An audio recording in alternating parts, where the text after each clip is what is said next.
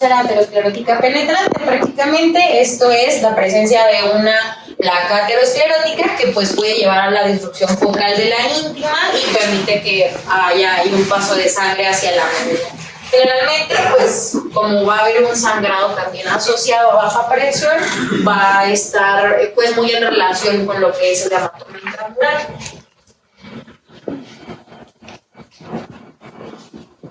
Y pues hablar de la malperfusión, ¿no? Como tal, pues esta va a ser la isquemia orgánica asociada a una inadecuada perfusión de ramas aórticas.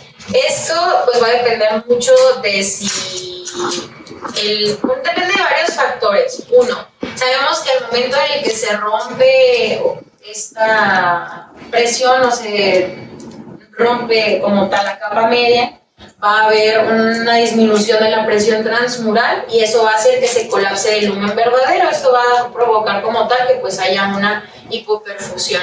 De ahí la extravasación de sangre hacia el lumen falso va a hacer que este se expanda y vaya a colapsar el lumen verdadero como tal, o pues raíces, ¿no?, que derivan de la misma aorta.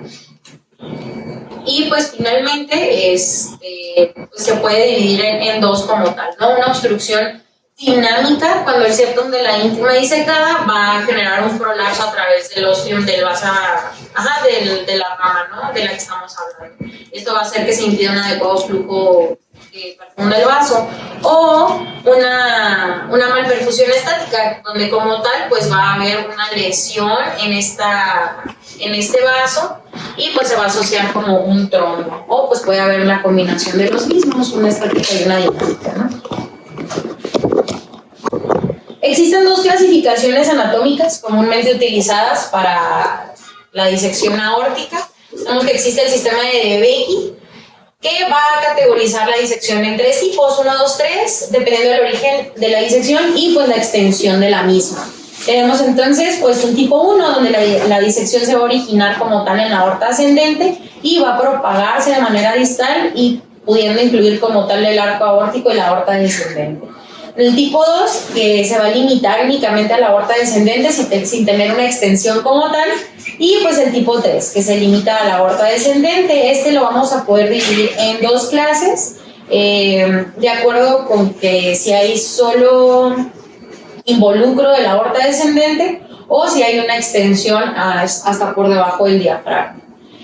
Y pues también está el sistema de Stanford. Pues es un poco más práctico, únicamente de lo que nos habla es si hay un involucro de la aorta ascendente o no. Prácticamente pues las tipo A o proximales van a incluir toda la aorta ascendente independientemente del sitio en el que inició, y el tipo B pues va a ser una disección distal, ¿no? Entonces son todas aquellas que no involucran la aorta. Esto incluyendo como tal el arco aórtico o algo un poquito más modificado, pues aquella clasificación que incluye el no A, no B, que son aquellos en los que el flap comienza como tal en el arco aórtico. Nosotros, para hablar de la clínica de un paciente o para llegar al diagnóstico de un síndrome aórtico agudo, pues sabemos que puede conllevar a un reto. 1, los signos y síntomas generalmente son un poco inespecíficos, y 2, generalmente un paciente que nos llega con un dolor torácico pues no se aborda inicialmente como un síndrome aórtico agudo, ¿no? Es por eso que pues se requiere así como que una sospecha diagnóstica muy grande.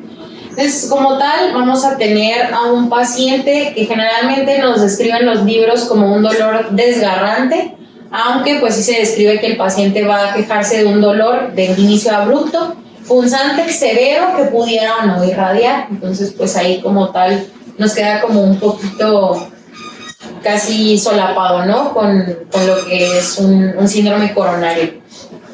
Nos tenemos que llevar entonces de la mano con otras características al examen físico. Como vamos a ver más adelante, pues no nada más se trata del dolor, dependiendo del involucro o si hay ruptura, pues el paciente puede estar pues en estado de choque, presentar datos de taponamiento cardíaco, presentar datos de pues hay algún derrame pleural, que pues hay un neumotórax, si pudieran llegar a presentar infarto o dentro de todo el espectro, ¿no?, de un síndrome de malperfusión, pues incluso un paciente con un EBC, con isquemia intestinal, entre otras cosas.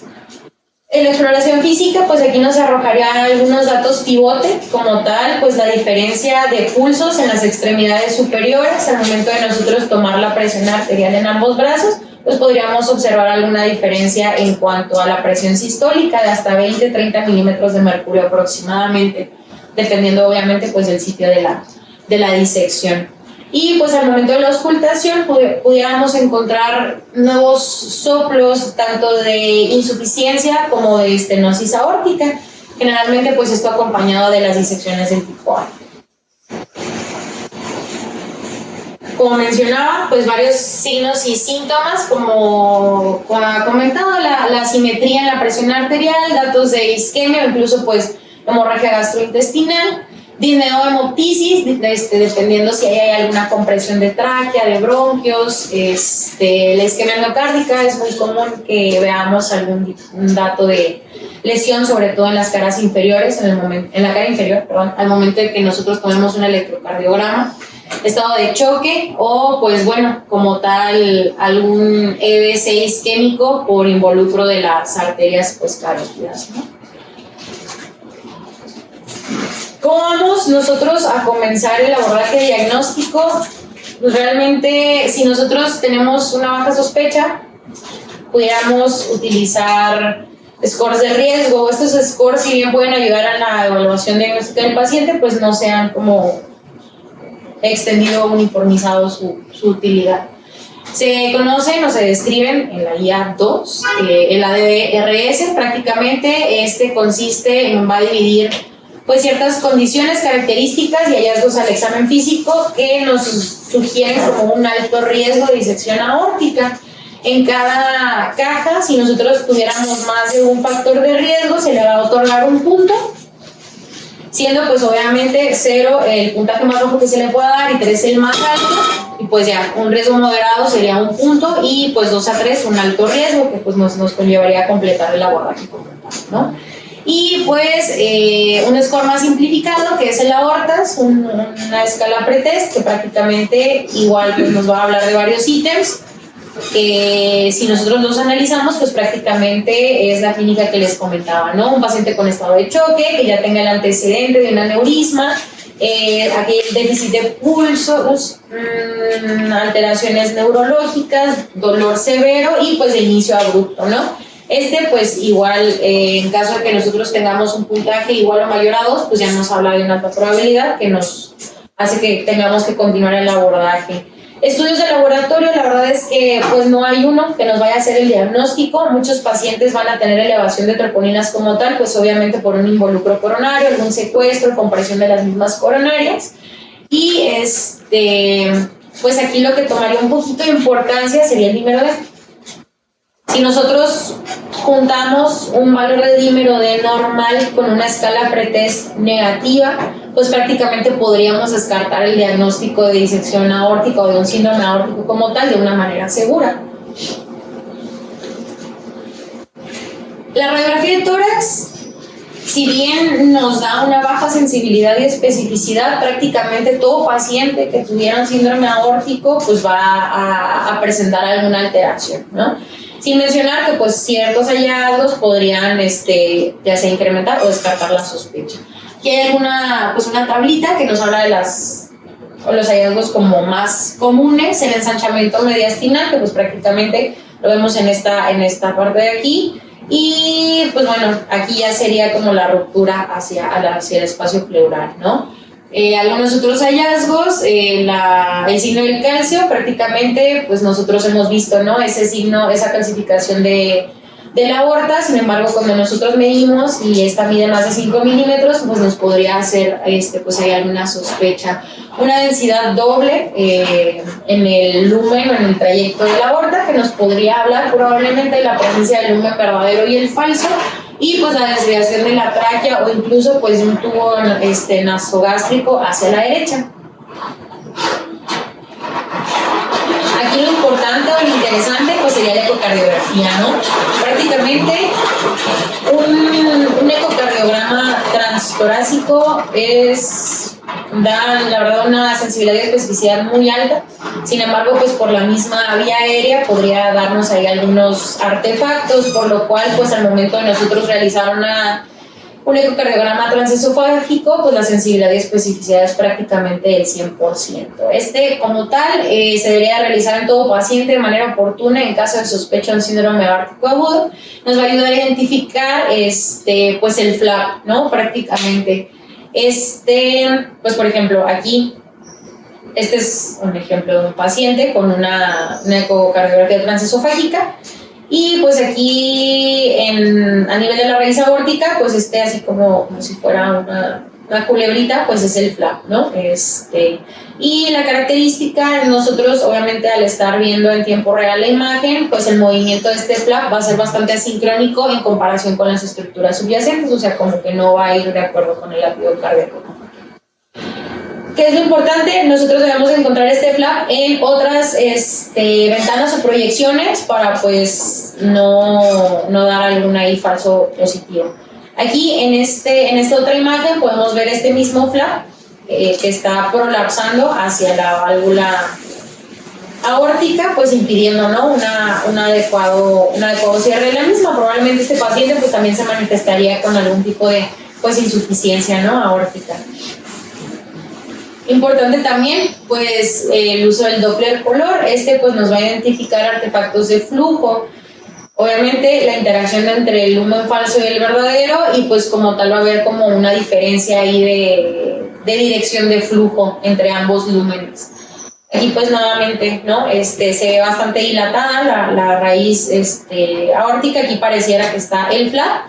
Y pues en este mismo paciente, al momento de realizar una apical 5 cámaras, pues se ve, ¿no? La insuficiencia aórtica importante que presenta, ¿no? Con la misma dilatación. Aquí se ven como dos pequeños artefactos en estas flechitas blancas, que podrían ser así como reverberaciones de la aorta, indicando pues también la presencia del mismo flap, ¿no? Pero pues el incremento, la dimensión, pues ya nos habla pues de una sospecha. Y pues como tal, el uso del plano supraesternal para evaluar adecuadamente el callado. Aquí también, pues de igual manera, se identifica pues el flap lineal. Sin embargo, al momento de aplicar un Doppler color, si bien sí hay como una diferencia de flujo, pues evidencia que no hay una obstrucción de flujo, ¿no? Como tal, entonces probablemente este paciente pues no curse con un síndrome de malperfusión. También, pues no nada más para la disección aórtica per se, sino también para descartar o confirmar la presencia de un hematoma intramural. Por ejemplo, pues aquí otra vez, ¿no? Un eje corto, la pared aórtica, que sería toda esta, la podemos observar un poquito engrosada, y pues la misma íntima va a tener ciertos ecos así, pues focales, ¿no? Característico de una arteriosclerosis en un paciente ya añoso. Aquí alrededor, como un poquito más externo, un halo libre de ecos que nos pudiera estar hablando de un poco de sangre libre. Y pues en la úlcera aórtica penetrante, prácticamente si vemos aquí la placa de ateroma, pues la disrupción, ¿no? Aquí se pierde, no la tenemos. Si bien el ecocardiograma pues va a ser bastante útil, sensible y específico, pues la modalidad más comúnmente utilizada para el diagnóstico de la disección aórtica pues sigue siendo una angiotomografía, ¿no? Obviamente esto dependiendo del estado hemodinámico del paciente, siempre y cuando él lo permita, pues sería el estudio de elección. Aunque pues si nosotros comparamos, pues la sensibilidad y especificidad es un poquito más baja, ¿no? ¿Cuál es la limitación? Pues obviamente el uso de contraste, el hecho de que va a necesitar radiación, el traslado, y pues nosotros no vamos a poder realizar una adecuada evaluación de la válvula aórtica mediante este estudio. Entonces prácticamente pues va a terminar requiriendo ecocardiograma ya sea previo o pues durante el transquirúrgico, pues esta clase de pacientes. Como tal, pues aquí igual vemos cómo se diferencia bastante bien el lumen verdadero del lumen falso. Aquí pues el ensanchamiento de la aorta, con nuevamente aquí se evidencia pues el examen. La resonancia como tal, pues esa no solo está como descrita, no es algo que se utilice de manera aguda, porque obviamente la disponibilidad y pues pues va a tener las mismas limitaciones que tiene la tomografía. Entonces, prácticamente esto sería en el abordaje de un paciente con la sospecha de un síndrome, pues, pero ya en el contexto crónico. Entonces, pues bueno, aquí si comparamos, prácticamente el ultrasonido pues va a tener la única desventaja de ser operador dependiente, ¿no? Pero pues va a tener pues amplia disponibilidad, se puede realizar a pie de cama, no necesita traslado del paciente, a comparación de la tomografía, ¿no? Entonces, ¿qué es lo que mencionaba? Prácticamente el estado hemodinámico del paciente es el que nos va a dar la pauta para decidir cómo actuar. Si nosotros tenemos un paciente en el que nosotros sospechamos una disección aórtica y tuviésemos acceso a realizar ecocardiografía, pues bueno, este sería el primer paso a seguir, ¿no? En caso de que no lo tuviéramos y el paciente estuviera hemodinámicamente estable, bueno, podríamos obviarlo y dirigirnos de manera, pues de primera instancia a tomógrafo como tal. Entonces aquí tenemos pues un paciente con una sospecha de disección aórtica, realizar de manera inmediata pues un ecocardiograma transtorácico. Si no presenta datos de alto riesgo, ¿qué es esto? Pues datos que a nosotros nos hagan sugerentes de una malperfusión, un paciente que tiene taponamiento, la raíz aórtica está bastante dilatada, tiene datos de una insuficiencia aórtica severa, pues se puede trasladar de manera segura a una tomografía para continuar el abordaje y sobre todo pues planear, ¿no?, si el paciente sería candidato a manejo quirúrgico o médico. En caso de que tuviera pues estas características de alto riesgo, pues asociado con el estado hemodinámico o ya se confirmó la disección mediante ecocardiografía, pues sería transferir ya sea a la tomografía o directo a quirófano. Y bueno, digo quirófano en caso de que fuera algo inmediato, como tal, donde intervenimos nosotros, pues bueno, prácticamente las guías nos dicen que todo paciente que presente un síndrome aórtico agudo se deberá de empezar la terapia antiimpulso. ¿Cuál es la terapia antiimpulso? Pues prácticamente el descenso de la frecuencia cardíaca y de la presión arterial para evitar pues este estrés sobre la pared aórtica. Y pues empezar de manera inmediata monitoreo invasivo de la presión arterial en una unidad de cuidados intensivos, esto independientemente de si el paciente va a pasar a quirófano de manera inmediata o no. ¿Esto por qué? Pues ya recordamos, ¿no?, el incremento de la mortalidad por cada hora de retraso. La línea arterial, como tal, en un paciente que tiene una disección tipo A, se va a poner radial o femoral, siempre en el sitio o en la extremidad que nosotros tengamos un mayor registro de TA. O en aquel paciente que tiene una disección tipo B, pues utilizar de manera preferente pues una línea radial alta. Nosotros, ¿dónde interferimos en el manejo? Pues bueno, en tres pilares fundamentales. El control de la presión arterial nos dirigimos en metas, teniendo una presión arterial sistólica por debajo de 120 o la menor posible que nuestro paciente pueda tolerar, obviamente sin que nos condicione datos de hipoperfusión. Una frecuencia cardíaca 60-80 latidos por minuto y pues fundamentalmente el manejo del dolor. Sabemos que un paciente con dolor pues va a despertar esto mismo, ¿no?, taquicardia, hipertensión, y pues va a conllevar a mayor estrés sobre la pared aórtica. Entonces pues también es un pilar muy importante siempre considerar el manejo de dolor en estos pacientes. Y pues obviamente en conjunto pues sería no nada más el dolor, pues vigilar datos de deterioro hemodinámico, una monitorización ahí continua, que nuestro paciente no tuviera datos de algún derrame pericárdico, hipoperfusión, estado de choque, etc. Esto pues previo al procedimiento quirúrgico, posterior prácticamente es el mismo. Sabemos que cuando sale el paciente de quirófano pues va a haber bastantes líneas de sutura que se realizaron durante la reconstrucción. Entonces, pues para evitar un incremento del sangrado mediastinal, que ya nos habían platicado Rodrigo y Roberto, creo, en sus clases, y pues ocasionar la ruptura de las mismas, ¿no? El tratamiento como tal, pues debe ser agresivo, debe ser con antihipertensivos intravenosos, con las metas que pues ya les había comentado.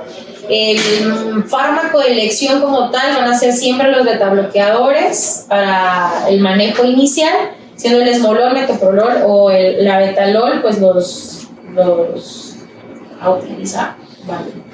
En caso de que nosotros no tengamos o no logremos metas con este manejo, podemos agregar vasodilatadores, pero únicamente como terapia adjunta. Esto porque si nosotros utilizamos vasodilatadores de manera inicial, podemos condicionar una taquicardia refleja. Entonces, pues eso también podría ser deleterio, ¿no? Para el estrés aórtico. Entonces, pues siempre primero beta bloqueadores y en segunda instancia, pues el vasodilatador. En caso de que el paciente tenga una contraindicación para uso de beta bloqueador, pues un paciente con un bloqueo, un paciente que pues ya se encuentra bradicárdico, un paciente que tiene pues ahí una insuficiencia aguda, podríamos utilizar para el control de la presión bloqueadores de los canales de calcio, pues no dihidroxipyridínicos, ¿no? Como verapamilodiptiacem. Y pues aquí nada más para hacer como brevario, el uso de YECA y ARA2, pues obviamente no de manera inicial, porque pues por el tiempo de acción, sin embargo, pues sí serían los de elección como manejo a largo plazo. El manejo médico, pues la verdad es que es como bastante estándar, no hay a dónde hacerse, es como hasta si ustedes gustan ponerlo como un checklist, ¿no? Así como que el bloqueador, vasodilatador, analgesia y pues se acabó.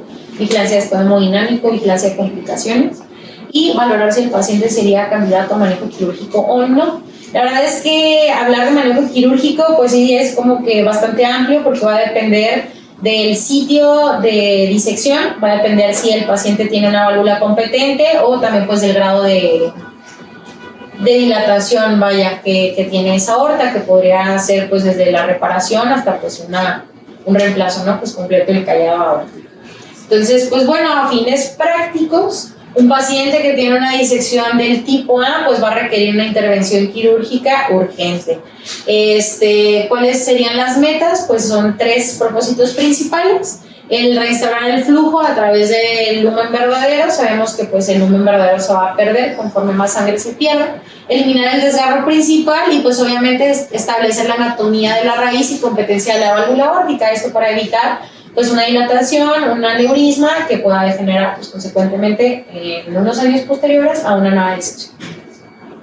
Y pues en aquel paciente que tiene una disección de tipo B, pues a menos que el paciente no esté complicado, no tenga algún tipo de dato de malperfusión o una clínica persistente, vaya dolor persistente, un paciente que no se controle la presión arterial, que tenga una expansión demasiado rápida, pues bueno, el tratamiento se va a optar siempre a ser el manejo médico. ¿Por qué? Porque el paciente que se opera con una disección tipo B, pues prácticamente tiene como un peor pronóstico, vaya, que el paciente con disección tipo A que se opera. Entonces, pues bueno, aquí sería nada más el debate si es endovascular versus quirúrgico. Todo paciente con una disección tipo B, pues se le vería el beneficio de la vaya, de un manejo endovascular. En caso de que no, pues bueno, el manejo quirúrgico, siempre tomando en cuenta que pues la mortalidad va a incrementar. Y pues bueno, les digo, parece prácticamente como un checklist el manejo. Como tal, una vez que nosotros tenemos diagnosticado el síndrome aórtico agudo, ya sea ecocardiografía, tomografía, lo que ustedes hayan utilizado, pues de manera inicial, medidas generales, sabemos pues analgesia con opioide, la monitorización, lo importante, pues ya está en la terapia, ya le colocamos la línea arterial, su catéter, la monitorización de la uresis, esto pues obviamente para vigilar los datos de perfusión y pues aquí, ¿no? Observar los datos de malperfusión visceral, gasto urinario, vigilancia de pulsos, perfusión de extremidades y vigilancia neurológica. Si algo que no mencioné es que pues si bien todo paciente con una disección tipo A requiere manejo quirúrgico, muchas veces sabemos que la detección o el diagnóstico pues no fue oportuno y el paciente pues ya puede tener alguna lesión a otro órgano más importante que probablemente no vaya a mejorar el pronóstico si se opera. Ponemos, por ejemplo, un paciente que tuvo un evento vascular del tipo isquémico. Sabemos que al momento de nosotros realizar, bueno, no nosotros, pero los cirujanos de tórax, alguna cirugía sobre el callado aórtico, pues van a requerir poner al paciente pues en bombas, se van a requerir anticoagulación, se va a requerir pues todas esas cuestiones que pudieran ser que el paciente se complicara, tuviera una conversión hemorrágica de ese EBC inicial, O, por ejemplo, un paciente que ya tiene datos de malperfusión pues importantes, hablando de una isquemia intestinal, pues probablemente al momento en el que se restaure esa circulación, pues de todas maneras va a tener complicaciones que no van a ser manejables. Entonces, pues también considerar en algún subgrupo de pacientes la paliación más que el manejo quirúrgico. La terapia antiimpulso, como ya mencionaba, los betabloqueadores y pues el vasodilatador en caso de no lograr metas con el puro beta bloqueador, y pues finalmente pues el manejo quirúrgico, ¿no? Tipo A, cirugía emergente, y tipo B, pues terapia endovascular versus una cirugía abierta en caso de ser necesario. Pues eso. No sé si alguien tengo un comentario.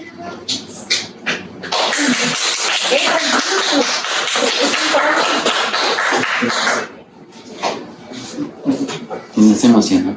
Alemán. Preguntas para la doctora.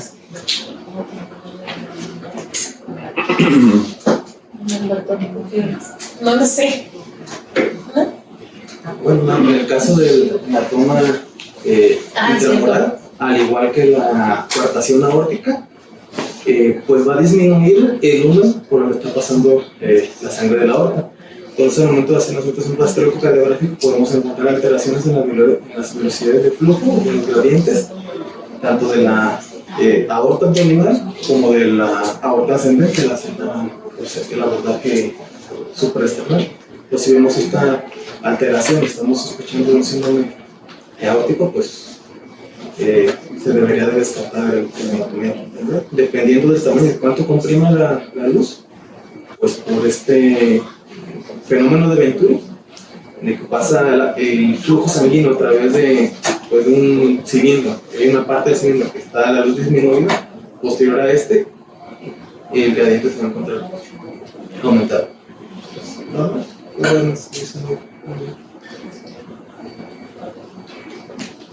Solamente comentar que al igual que otros pacientes que se van a operar, pues deben de ingresar a la terapia en el preoperatorio, y es lo que comentábamos hace rato. Siguiendo la lógica de aquí, le pondríamos que ingresa hasta que lo operen. Entonces, son pacientes que deben de manejarse preoperatoriamente en la terapia. Si yo tengo un comentario y una pregunta. El comentario es más complementario. Pues en estos pacientes a veces cuando se busca el tema, pues entra dentro de un protocolo en urgencias que se llama el descarte del triple relapse. Son pacientes que llegan con un dolor torácico en contexto de una emergencia hipertensiva, donde, pues como lo comentaste, ¿no? La clínica no es benevolente en ocasiones con los pacientes, entonces se tiene que hacer el triple descarte, y es a descartar tres principales etiologías. Un dolor torácico de tipo isquémico, 2, un tromboembolismo pulmonar, y 3, el síndrome aórtico. Entonces ahí se tiene que abordar con los diferentes paraclínicos, que es una radiografía de tórax, biomarcadores cardíacos específicos y un ecocardiograma de manera inicial. Si todos esos salen negativos, ahí sería el siguiente paso hacer una angiotomografía. De hecho, te dicen que si tienes un electrocardiograma normal y biomarcadores específicos, ya tienes que ir solicitando la angiotomografía, porque muy probablemente los hallazgos que tengas en el ecocardiograma pueden ser negativos y tiene que pasar a una angiotomografía del paciente, independientemente de la cuestión de los hallazgos, y siempre y cuando pues, la clínica lo permita. Y pues la pregunta es, ¿qué pasa cuando el paciente llega con datos de hipoperfusión? ¿Se manejan vasopresores? ¿Qué vasopresor se utiliza? Pues es que prácticamente ahí puedes utilizar vasopresor, pero no cambia. El vasopresor de elección sería la propionefrina, pero yo creo que ahí está un poquito más complicado porque sería un poquito más estrecho, ¿no? O sea, tendrás que utilizar el vasopresor, pero no te puedes ir más allá. Exactamente. Pero el mismo vasopresor te va a taquicardizar. Entonces... Sí, porque realmente el puntaje que da de aortas, el punto más alto que te da es la inestabilidad. Ajá, entonces si llega hipotenso, ¿qué hacemos? Realmente en lo que estuve buscando en bibliografía no viene... No hay como una guía como tal, pero el manejo pues generalmente es así, ¿no? Se utiliza el vasopresor de elección a norepinefrina Y no sé, yo me imagino que ahí sería ver qué tan grado de hipoperfusión presentará el paciente, ¿no? Porque pues si ya estás como que en un extremo, digo, igual y pues si lo rescatas, lo llevas, pero pues ya no le podrías hacer nada. O sea, no le puedes ofrecer un manejo quirúrgico y ya, en ese momento. Pero pues prácticamente sería el mismo. Obviamente arriesgando hasta que se pierda. Pero si no, solo me ha tocado como tal ver uno y pues no, es que no sabía. No llega. ¿En el cuadro básico ya no regresaron el esmolol o todavía no? Nunca lo han sacado. Así decía. Lo que pasa es que lo pide uno y dice que es nada más de la apuesta. 2.5 de 10. Pero sí te lo trae. Ah, la última vez que pedí me dijeron que ya no estaba.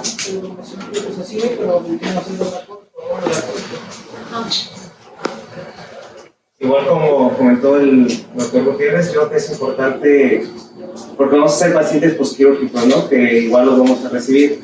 A la hora del interrogatorio sería importante ver o preguntar más bien el tiempo de pensamiento aórtico, ¿no? Que tuvo el paciente, porque por el riesgo que va a tener subsecuentemente puede desarrollar un choque vasoeléctrico, ¿no? Y a lo mejor no distraernos en el tipo de choque que pueda presentar y que también pues hayan podido controlar o vigilar el flujo cerebral, ¿no? Dependiendo de donde sea el pensamiento, porque pues a veces se resbalan ahí las manos en el pensamiento, ¿no? 6 horas.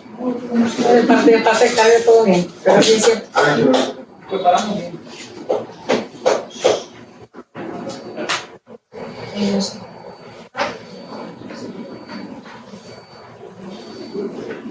Pues bueno, vamos.